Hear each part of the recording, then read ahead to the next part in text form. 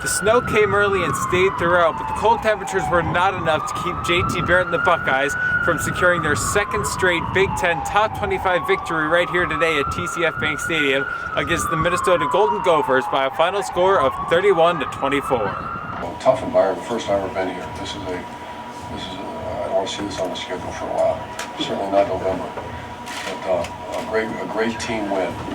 Once again, I didn't say great execution all the time, but really in that kind of environment, not bad. With temperatures hovering around the 20-degree mark until kickoff, the Buckeyes got out to an early 14-0 lead against Minnesota thanks to two big plays, including JT Barrett's 86-yard scamper to open the scoring, which was also the longest run from a quarterback in Ohio State history. Think about that for a minute. JT Barrett took one, how far? 86. JT Barrett took one 86 yards.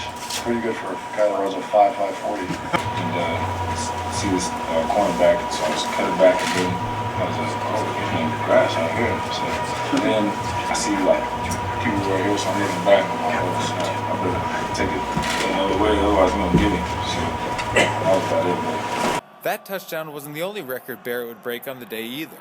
With 195 yards and a touchdown on the ground and 3 more touchdowns through the air, Barrett became the single-season touchdown leader in the history of Ohio State, prompting some strong reactions from his coaches. Bro, whoa. Yeah. Well, Yeah. Wow. Because we've had a guy here for 2 years that could run the ball really good. So. Wow.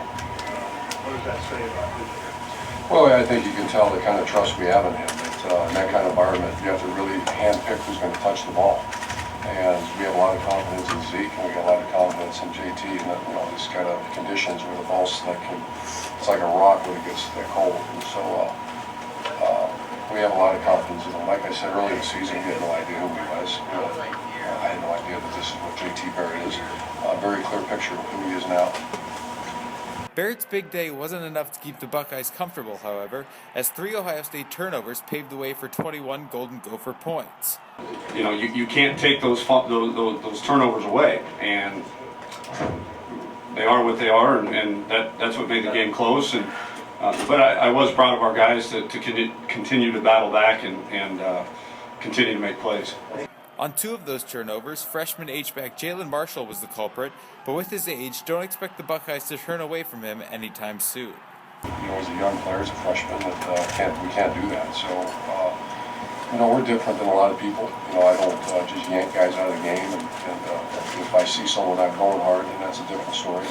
Obviously, it's got to stop, or eventually we just lose its playing time. But Dontre's out, and so we got to have him be more productive. And we're going to come right back to him. That's what good teams do. They pick each other up. Yeah, I mean, we're gonna hug him up. We're gonna hug him up. He's a young guy, but he's still our teammate. We love him. Obviously, he can do a lot of things for us. We got him. He's gonna be good. He's gonna be fine. On the defensive side of the ball, the Buckeyes were tough to beat as they allowed just 303 yards and intercepted 2 passes to keep the Golden Gophers at bay. But even then, some of the defensive players weren't happy to let Minnesota running back David Cobb rush for 145 yards and 3 touchdowns on the afternoon. Yeah, especially at the first half. Mike Bennett, took it very personal and said some words I'm not going to say right now. But second half, we did a better job stopping the run. With the Buckeyes inching closer to the top 4 of the college football playoff standings following the 7-point win against number 25 Minnesota, Meyer had a challenge for the rest of America. Challenge any team in the country wants to go and schedule this one in November, whatever it is, and against a very good team, have at it. That's our message. Well, this will be it for the road games for Ohio State in 2014 as they head home for 2 more against Indiana and Michigan before a possible Big Ten championship game appearance. Until then, for the Lantern TV, I'm Hayden Grove.